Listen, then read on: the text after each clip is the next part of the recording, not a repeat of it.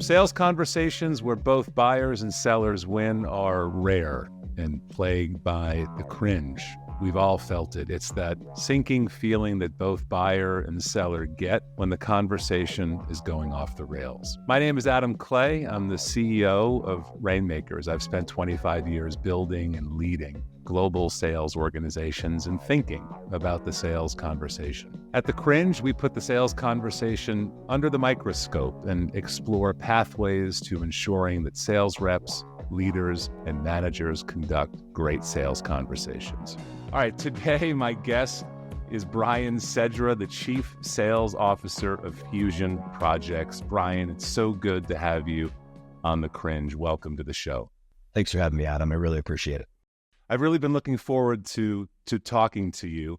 Let's just give the audience a little bit about your background. So you're the Chief Sales Officer of Fusion Projects. You guys are a global alcoholic beverage company with a pretty big presence around the world. If I understand correctly, you do business in about 40 countries. You know, this type of sale is a first for us on the Cringe. So for starters, give us a healthy dose about your background, the work that you do at Fusion Projects, and enough about the company to orient listeners. Yeah, so I bring almost 25 years in consumer products now, and that's across both traditional and beverage alcohol categories, so beer, wine, and spirits. I've worked with companies like Anheuser-Busch, Bacardi, General Mills, and as you mentioned now, Fusion Projects. So we are a global company. We're sold all across the world. We've got some amazing brands. Our biggest brand is Four Loko, which a lot of people probably know. We've got some up-and-comers like Mamitas, which is a tequila ready to drink. And our newest brand, which is Parrot Water, and that's in partnership with Barstool Sports. Look, Adam, I've lived the corporate life and done the whole Fortune 500 thing, and I've also done the startup world. It's been a wild ride, and functionally, I've led teams across sales, marketing, operations, finance, innovation, and even some M&A. But really, I love what I do. I work with great people. I've got amazing customers, and I get to sell fantastic products that bring people together. Yeah, well, your enthusiasm for your job is just coming through like crazy. Tell us about the size and the complexion of your sales organization, and help us understand on a day-to-day basis what reps at Fusion Projects do. Yeah, so it probably would help if I just took one step back and to say, here's how beverage alcohol works. Because beverage alcohol is very different from most other products that are out there. Like, we are a regulated product, and a lot of this stuff goes back to prohibition. Within that, there's really three tiers of our business. You have the manufacturer, which we're considered the manufacturer or the brand owner. You have the distributor, which actually puts the products out into retail. And then you have the retailer. And when I say retailer might be your corner bar, your local gas station, or, a TGI Fridays, for an example. So like what makes this different? Well, we're selling an idea and products to multiple different levels and multiple different people that have different interests. And that's a challenge. It's a challenge at times. From a company standpoint, we're lean, right? We operate lean. Within the US, we've got about 150 folks within our organization. Globally, we've got a little over 200. Those guys and gals are they're working with some of the biggest customers out there, like Circle K, 7-Eleven, Kroger, but also our number one customer is actually our distributor, right? Our distributor, the one that actually has to go and put the product on the shelf, they're the actual legal owners of the business and the product. So they own everything from price to positioning. We simply help guide them along the way to make sure that they can make as much money as possible and obviously represent our brands as best as possible. So I'm trying to understand, if you've got 150 salespeople, how many are focused on distributors? How many are focused on retailers? Great question, right? And that's where the multi-layers and multi-levels of engagement comes in with my business, right? So everyone, including myself, all the way to the top of the organization to the bottom of the organization, we all engage with that distributor. When we talk to one distributor, they have anywhere from 100 to 300 people that are up and down the streets representing their book of business. So we're selling and trying to gain their share of mind as it relates to our portfolio.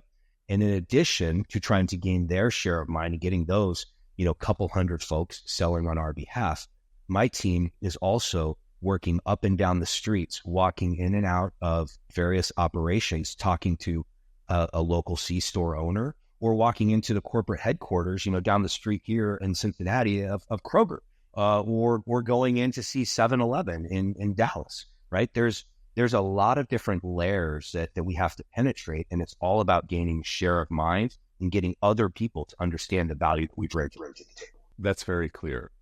So now that we've covered those bases, I have to ask you a question that I ask everybody who comes on the show. And that is, in a sales conversation, either one that you participate in or one that you're observing, what makes you cringe? It's pretty simple, but it happens all the time, Adam. It's interrupting. A lot of times we will interrupt the customer because we're nervous, because we're not sure what they're going to say, or we want to make sure we're demonstrating the value or whatever value we think we have to them. So we'll ask them a question, and then nerves take over. I'm like, and I interrupt them, right? Absolutely makes me cringe. And so then the next obvious question is like, well, how do you get through that? And I think that's where process comes in, right? Process is all about building habits and understanding things that you can replicate and do over and over and over again to help alleviate some of that ambiguity and anxiety that we can all have when we're having, important conversations. The customer is there to give us golden nuggets of information when, for the most part, if we simply listen to them and ask questions and ask secondary and tertiary follow-up questions, they're going to give us so much information that we're going to be able to solve or help solve whatever challenge it is that they're facing. Because that's what sales is all about, right? Sales is all about solving a challenge that someone else is facing so that we ultimately can make more money together. To hear you describe it that way, despite the fact that the industry is different, it sounds to me like the sales conversation that you would aspire to have all of your salespeople have is a lot like the ones that we hear from people coming from other industries. But my guess is that there are some differences, perhaps subtle, perhaps overt, when one of your sellers is in front of a major retailer or even a small local retailer. What do you suppose some of those differences are in sales conversations in your industry? Yeah, look, I think the biggest difference is what you can do in a lot of businesses would actually get you thrown in jail, in mine, right? That's where the regulation comes in our business. We are not allowed to entice people. There's very different in specific laws around pricing and making sure that pricing is fair and equitable. And for the most part, it's true across all 50 states, but there's some states where we're allowed to do different things. You got to make sure that you understand the law, because the government really doesn't like it when you infract, regulations. So that's probably the biggest difference. But when it comes back to the process, you're right. I mean, look, Zig Ziglar didn't write books about, specific industries to sell, and he wrote books about how to sell, right? So your selling process is very similar. Then there's the nuances of your actual business that you got to make sure you understand. You got to become an expert in what it is that you are doing, and then put your own personality into it. That's a fair point, and that touches, I think, on what might have been on the minds of a number of listeners. So a huge difference at the legal and regulatory end of the conversation. But I think your point is, hey, this is still a sales conversation, and we're going to use a process and best practices just like anybody else. So let's return to what makes you cringe, this concept of interrupting the customer. We've done a lot of episodes now on the cringe. We haven't exactly heard that before. So tell us more specifically about why in your business that galls you so much. I think part of the reason that it really gets under my skin is because the customer is often the one party that's not sitting at the table with you when you're trying to build out your budget. And when you get that opportunity to have that individual or group of individuals sitting at the table with you, take advantage of it, right? Like listen to them. It's an important thing, but it's really hard, right? Because we're people and we all want to hear ourselves talk and we think that it actually makes us sound smarter. But if you walk out of a call with a key customer, and by the way, in our business, it's not unheard of that your max time is 30 minutes with the customer, right? So imagine you got the pleasantries and a little bit of, hey, tell me about yourself. And then you might come down to 12, 13 minutes that you actually get to talk about business, because they're often late to the meetings too, because they're moving from meeting to meeting to meeting. So if you're interrupting them trying to tell you about a challenge they're facing or a strategy that they're trying to implement, you're going to miss out on your opportunity to say, hey, that's great.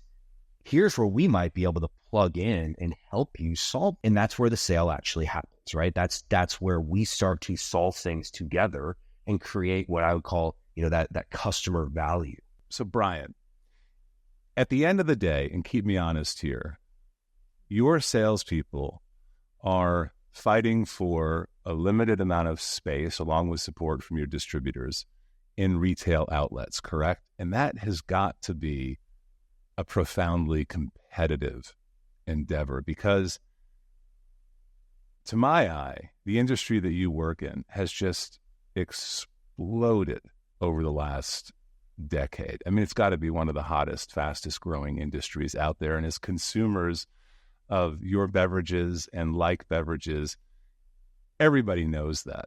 And so how do you think about competing through sales process or competing through sales execution when you imagine your team out there in front of retailers of all sizes? What's gonna make it different and unique? That's where some of my own background and experience comes in, right? Having worked for Anheuser-Busch and some of these other much larger companies. If you think about it from a category standpoint, I'll give you round numbers. Between Anheuser-Busch, Molson Coors, Constellation, and Boston Beer, you've got about 70% of the entire beer category. And I'm sure some people will correct me on it. It might be north of 70. We'll just call it 70%. That means the rest of us, hundreds of suppliers, and really it's thousands, right? Because you've got these teeny little guys that you've never even heard of. We're all fighting for that other 30-ish percentage points that we can go and try to grab of a customer's business. So what makes you different? Well, we don't get to walk in with a massive stick and club and say, I've got 40% of your business like Anheuser-Busch can, right? They don't have to have many other people's products. So how do you get through it? We get through it by bringing them data and solutions that say, hey, here are macro opportunities that we see within your business. You might be seeing them as well, but this is what we're seeing. And here's how we can help solve that gap. And to me, like that litmus test of is it macro or not is, if I can solve it by myself, it's not that big of a problem, right? But if I have to bring other people along to the party with me, that tells me that we're doing the right thing for a retailer, we're doing the right thing for our distributor, and ultimately the right thing for the consumer, because that's who we're ultimately all trying to serve, which is the consumer. So it's bringing the right insights, bringing that hustler's mentality of, hey, I'm going to fight for every inch that I can within your store, Mr. or Miss Retailer, that gets the best products into the best stores to make us both the most amount of money. That's well said. So let me double click on that point for a moment.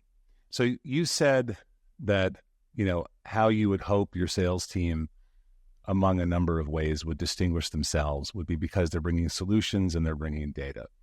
So for better or for worse, on the Cringe, we tend to bias very heavily toward SaaS companies and tech companies.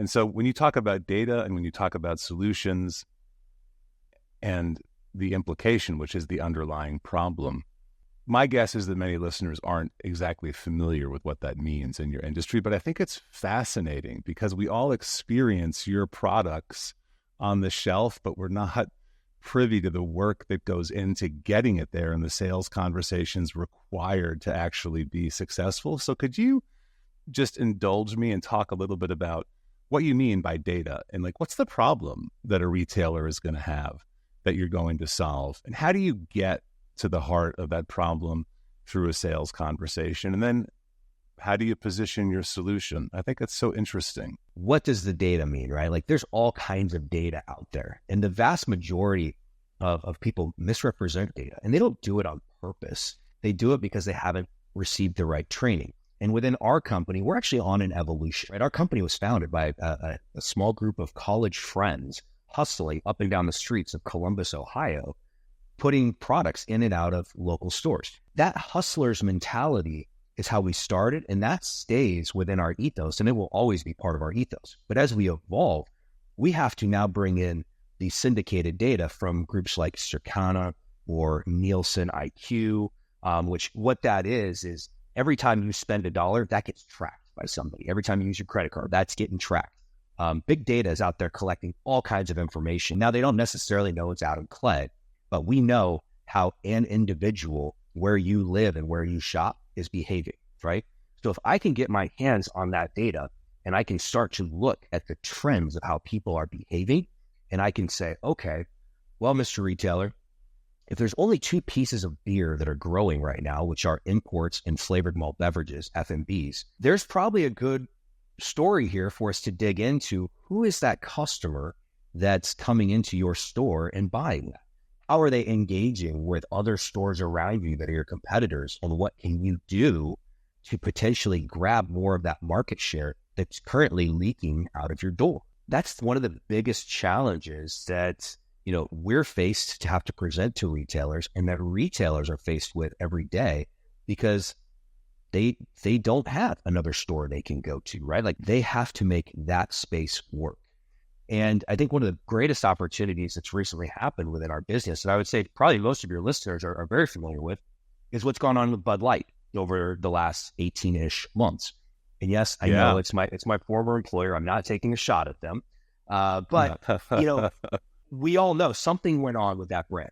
Look, the inside of what went on there, though, is something happened with the brand that's caused the consumer to shift their behavior and stop buying it, or at least pause on buying it and shift to other products. From a retailer standpoint, there's all this space on a shelf, whether that's a dry shelf or whether that's like a beer cooler. They've got space in their store, and that space is costing them money every single day. So they've got to make sure that it's as efficient as possible and making them the most amount of money. With Bud Light sales decreasing as much as they did, they all of a sudden became very overspaced. And the retailer was like, what do I do? How do I fill this hole and this gap in my business by reallocating space and getting the right products into the right stores to answer what the consumer is looking for on a day-to-day basis? So Brian, let's just keep going a little deeper on this topic, because I think it's fascinating, and perhaps you could color for us with an example of how a salesperson uncovers the retailer's problem. For example, I'm losing this customer. That customer is leaving the store, without having bought or purchased everything they could, and how you're going to use the data and how you're going to position your solution as a result. Yeah. Would you indulge us with some detail? Our retailer customers, and I'm talking like even the biggest of the big guys, right? Like think, Walmart, 7-Eleven, Kroger, they don't always know who is leaving their store. They instinctually know, yes, I have leakage, right? And what they do is they look to us, their supplier community, to bring them those insights, right? Like they want us to help them understand. And then they'll sift through it, right? They're very, very smart people, but they're also very busy people, right? Like they're doing everything from trying to manage space and assortment along with promotions, right? So they've got a very busy, hard job. And that's where our sales our sales team and our sales process really comes in with that data. An example, let's go back to what I was talking about with the only two pieces of beer that are growing right now are imports and flavored malt beverages, right? So FMBs. I don't have an import in my portfolio, but I know that's growing. Great, fine. So as a salesperson, I'm going to walk in, I'm going to acknowledge that, but I want to shift their attention over to the other area that's growing within their business that they may not be keeping pace with, which is flavored malt beverages, right? So if we think back to what I was saying about, a lot of space was created with the challenge that they had with Bud Light, which is a domestic premium light beer, that created a sales hole, which meant they were overspaced, which means there's space up for grabs. So if there's space up for grabs, how do you go about positioning it so you make sure that the areas that are growing are what's grabbing that space, and then you get your fair share? And of course, as a salesperson, I'm not interested in fair share. I'm interested in my unfair share, right? Like I want even more than what I deserve. But I want even more space there. How do you have that conversation? So we look, and across our business, we're largely sold in single serve cans, right? So that means one can, one person, they walk in, they pull one off the shelf, they walk to the register, pay for it, and walk out the door, right? Most convenience stores have 9 facings across their shelf. You can't make a cooler get any larger, and that's what fits. So if we look at that, we can go in and talk to a retailer and say, hey, Mr. Retailer, we currently have about 5 facings in your store. However, what we see within our top quartile of customers, when they get to that full shelf or 9 facings, we see a 67% increase in revenue and volume out your door. By the way, your distributor is also receiving 23% more frequent orders from your stores. So the distributor is going to service you better, right? You are going to be making more money, and your customer is always going to have cold and in-stock beer. The way that really also starts to come together, and you go, okay, well, how do I know that it's the right product, right? So we'll also take a look, and you have to mask all of it, right? It's like, I can't go talk to 7-Eleven and say, hey, here's what Circle K is doing. That wouldn't be right. That wouldn't be right because they're both my customers, and you don't want to pit them against one another, not directly. So you say, hey, look, here's what I'm noticing around your stores. And most stores are geographically clustered, and you go, okay, this is what's happening here. We've got a new brand, Four Loko Jungle Juice. You only have, 20% distribution on it. However, your competition is sitting at, 50, 55% distribution on the brand. And by the way, they're selling about $2,500 per store per week.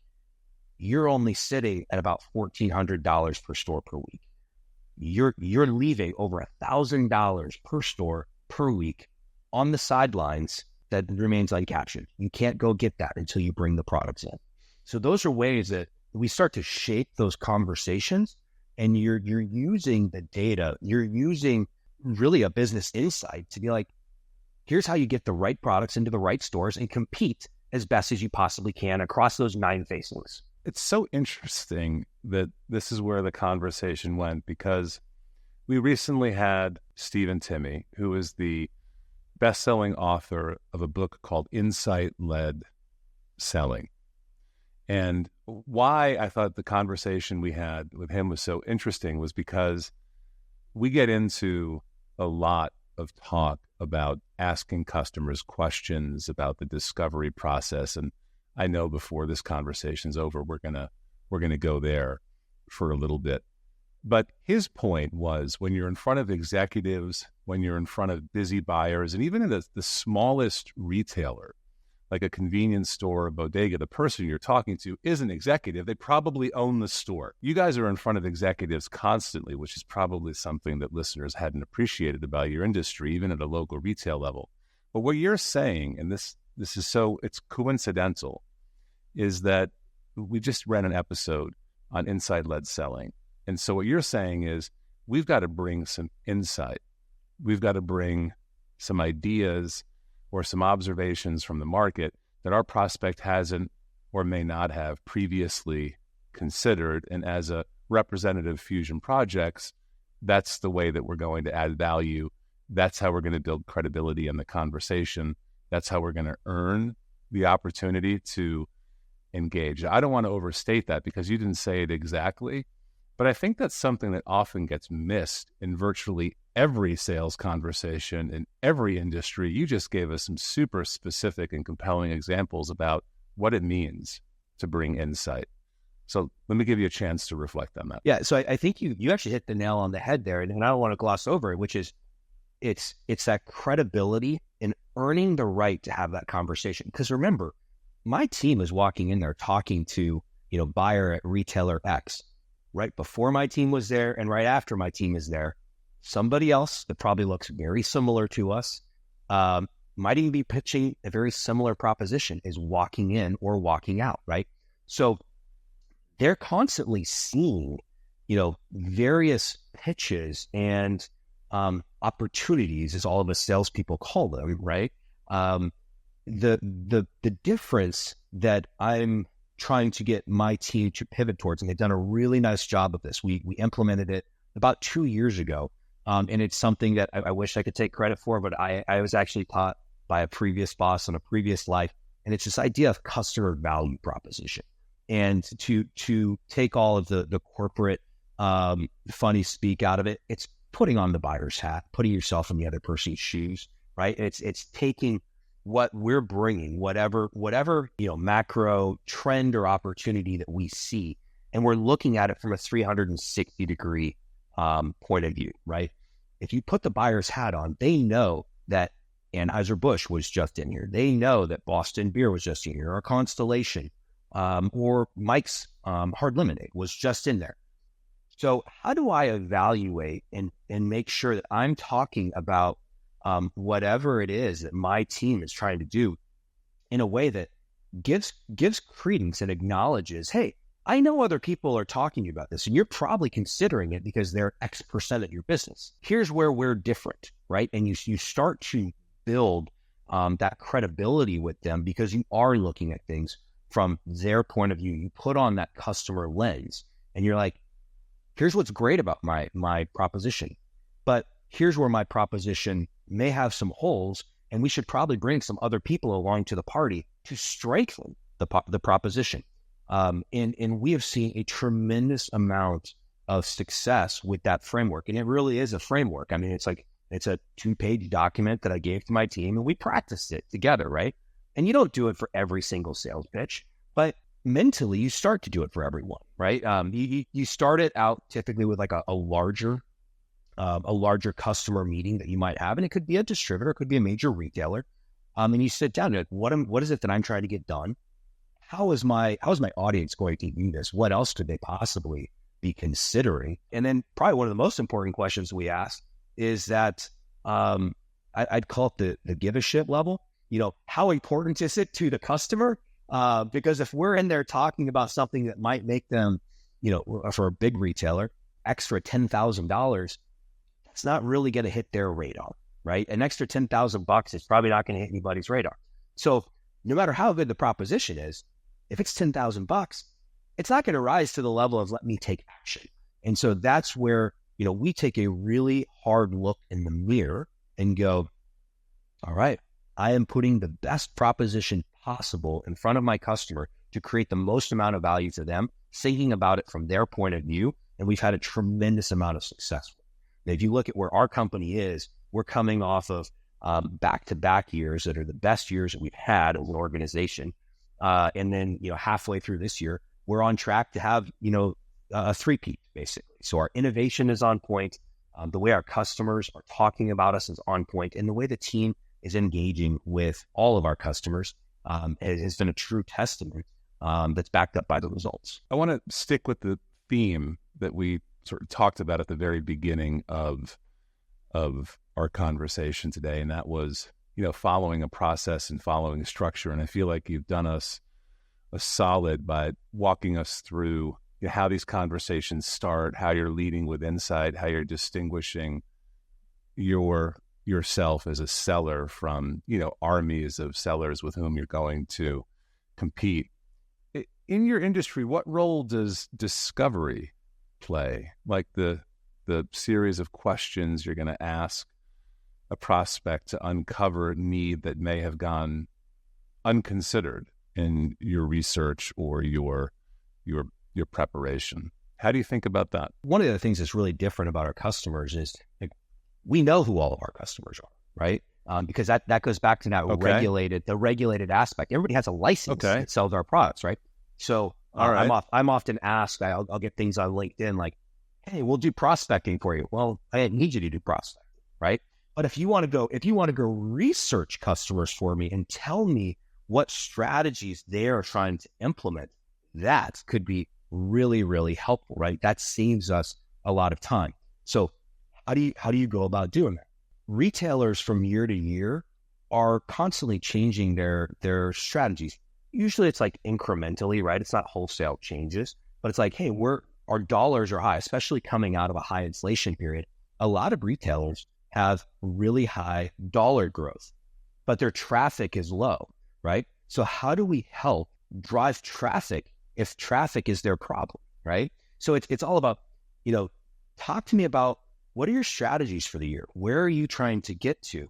And I'd be remiss if I didn't say, we also have to ask them, like, how are you bonused, right? Because a lot of these buyers, like they're bonused differently than salespeople. Like salespeople's KPIs are typically like more, broader, deeper, right? That's not always how retail works, right? A retailer might be engaged or might be bonused on their engagement.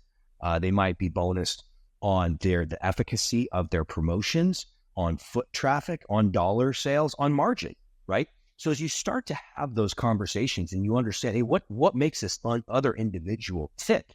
You can go, okay, I can help you here. I can't help you there because maybe that butts up against one of those regulations, right? Like a pricing regulation that I have, but I can help you drive traffic. I could help you through, where legal, stand backs to drive incremental profitability. But it all comes down in that discovery conversation of what matters to you, what's keeping you up at night. That's not going to happen in that 30-minute meeting. A lot of that discovery has to happen well ahead of that.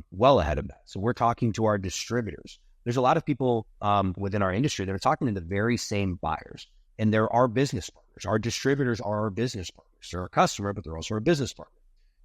So you say, hey, what did you learn from this new buyer that's in role at Walmart? Or what did you learn from this new buyer that's in role at Circle K? Oh, well, I heard that, she's really focused on driving foot traffic. Great. Any particular categories that she's looking at?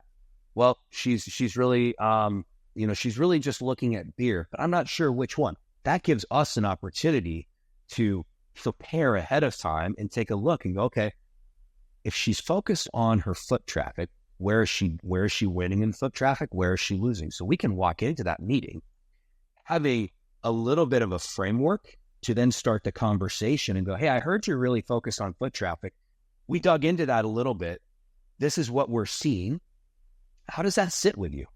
And then it just opens that conversation and that dialogue to then have another follow-up meeting and a meeting after that, right? It's very little of what we do in our business happens in a single meeting, right? We're not selling cars. It's not a transactional business. It's a relationship business because it goes for long sales cycles across, multiple fiscal years. That's a pretty unique dynamic that you would have a distributor, a business partner who ostensibly, at least in the example that you gave here, has a long-standing relationship with the retailer. So there, if I heard you correctly, there's always room to discover more about what motivates the prospect, to use your example, how they might be compensated. But it sounds like in your business, or at least the way that you run your organization, you're leveraging the distributor's knowledge of that individual as part of your preparation for the conversation, so you can arrive with the most useful insights possible that are relevant to that person, which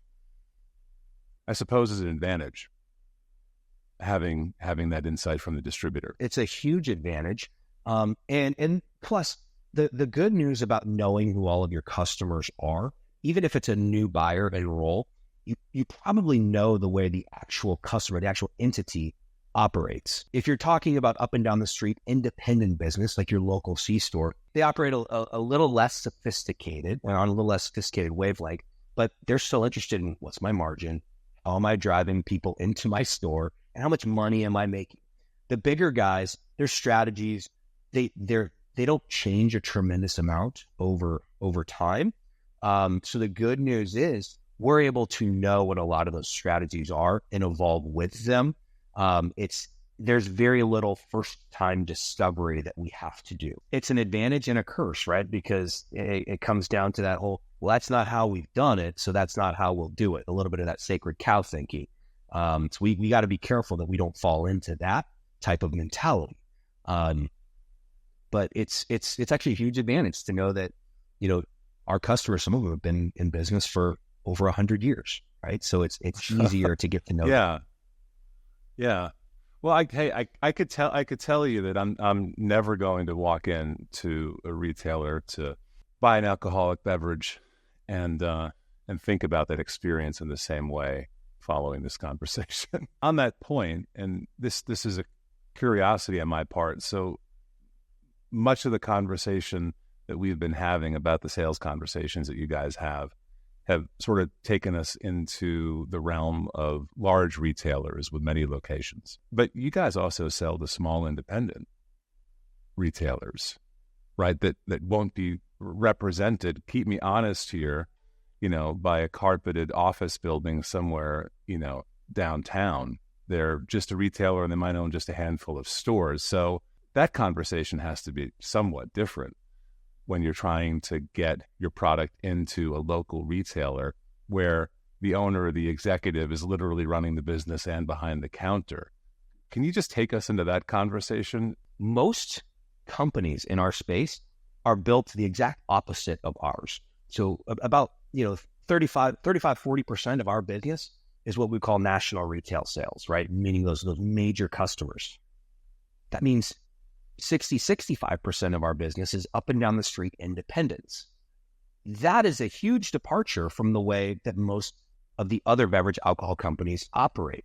And that goes back to that hustler's mentality that's part of our ethos, right? Which is we started out by calling on customers up and down the street, hustling in and out. I want to help you make more money, at Joe Bob's local corner store, because we're helping you put the right products in that are innovative, that your customers coming in looking for. That's a straightforward proposition to a small business owner, is it not? When we get 9 SKUs on the shelf, we have a full shelf facing across, we see a 67% increase in volume for the retailer, for the distributor, and for us, right? So that stat alone, when you're talking to an independent retailer, the guy or gal that actually owns that store, and often it's a husband and wife team. She works in the morning, he works the night shift, right? I mean, and maybe a kid or two comes in throughout the day to help them, right? So it's very much a family operation. They're very keen on getting the most out of their corner store that they possibly can. And what a lot of them really appreciate, one is that we simply show up. 2, that we care. And 3, that we're demonstrating value to them, that we have the right products and we understand why those products make sense for them. So it is a little bit less sophisticated of a sale, but it's probably a much more personal sale, a much more emotional sale than we would have if I'm talking to the buyer of, a large conglomerate. That's got to be a conversation that you just can't walk into without really knowing what you're doing, because you're talking to the chief executive of that store, his business partner or her business partner, and the person who's going to operate the register. I mean, there's a lot on that person's mind. How do you break in to that conversation cold? It's like walking up and meeting someone in a park or a bar or a grocery store, right? We literally, our team will walk in, they will introduce themselves to the person standing behind the counter, tell them who we're here with. We're here with Fusion Projects.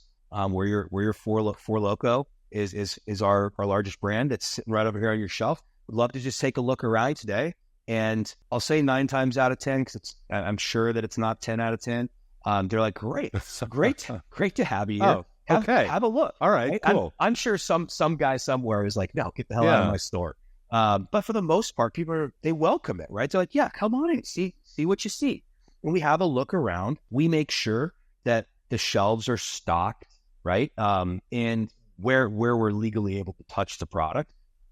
If there's only a couple cans left, we'll go in the back and refill the shelf for them, right? We'll take a look at what they have there. We're also looking at competitive products because they might have some duds that are sitting there that we can point out and be like, hey, look, I've got this great new brand in Pirate Water. It's a 10% flavored malt beverage associated with Barstool Sports. Fantastic product, great marketing behind it. It's on fire in customers like Walmart. You don't have it on your shelf, but I see this other dog over here. How's it doing for you? And they might be like, yeah, that thing is just dead. And you go, hey, can we put this on your next order? And they're like, yeah, absolutely, let's give it a shot, right? It's a very personal one-to-one conversation you have with these folks, but you're walking in off the street, you identify yourself, and because they know your brand, because they recognize, even if they don't know your brand, you're like, hey, we're part of, the Reyes. Reyes are one of our largest distributors. We're here out on behalf of Reyes. You're a distributor. They're like, oh, okay, great. Have a look around, right? People are very welcoming, especially if they know that you're there to try to help them. Yeah. So Brian, I think this conversation is going to color the way that many people think about their experience walking into a retail outlet. And so how would we know? How would we know that that the salesperson responsible for that account is doing a good job? What do we see? Look, Adam, it really comes down to the fundamentals, right? Is there cold beer available for sale on the shelf? Is there a price tag on it? Is there some form of point of sale that calls out maybe a promotion that we have going on? It could be a QR code or whatever. That tells you that our team, and it's not just the Fusion Projects team, it's the extended Fusion Projects team, meaning our distributors as well, are doing what they need to do, right? There's no empty slots on that shelf that say Four Loko and there's nothing there. Although it sometimes feels good to know that people are buying your product, you know that when there's that empty slot, you're missing out on sales, right? So anytime the beer is cold, the shelf is full, there's a price tag on it, and you've got some form of point of sale up there that says, hey, we're offering extra value to you, consumer, and to you, Mr. or Miss Retailer, then I know my team is doing a fantastic job. I love that. Thank you. So, Brian, as is our tradition on the Cringe, I want to give you an opportunity to send listeners out with a hot take, a few words on any topic that's on your mind as it relates to the sales conversation that you'd want to share. This is very much a hot take, Adam, because I'm sure some people are going to roll their eyes when I say this. 90% of sales should actually be really boring. And here's what I mean by that. If you are operating your process, right, your planning, your communication, your evaluation, all three of those things are 100% within your control. If you're operating your process, sales should be really, really boring. But what it allows is for that other 10% to truly shine through, right? If you have everything buttoned up, you know where things are supposed to be, how your dollars are being spent, what incentives you have going on, and you ensure that you got the right products in the right store, that allows you to have some great events. That allows you to go above and beyond and do all of the sexy stuff that everybody thinks happens within sales, but it's really only about 10% of what we all really do on a day-to-day basis. So get your process right. I love that. Gee, truer words were never spoken. Great. Brian, it's been such a pleasure having you on the show. For those who didn't get the introduction and may have tuned in later in the episode, we've just spent time having a terrific and insightful conversation with Brian Cedra, the Chief Sales Officer of Fusion Projects. Well done today. It's been such a pleasure. Thank you so much for joining us. Thanks for having me, Adam. Really enjoyed this. If you've enjoyed listening, follow me, Adam Clay, on LinkedIn. I'm regularly sharing insight and tips on the art of sales and the sales conversation. This podcast is produced and presented by Rainmakers, where we believe the sales conversation is everything. Check us out online at rnmkrs.com.